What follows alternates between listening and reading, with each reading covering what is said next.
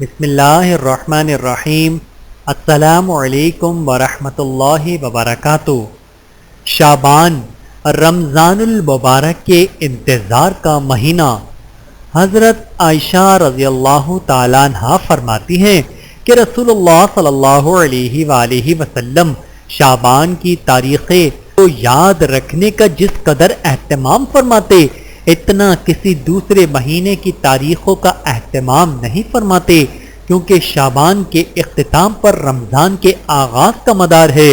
پھر جب رمضان کا چاند نظر آتا تو روزے رکھتے، اور اگر مطلع ابر آلود ہونے کی وجہ سے 29 شعبان کو چاند نظر نہ آتا تو شعبان کے 30 دن پورے فرماتے اور پھر روزے رکھتے۔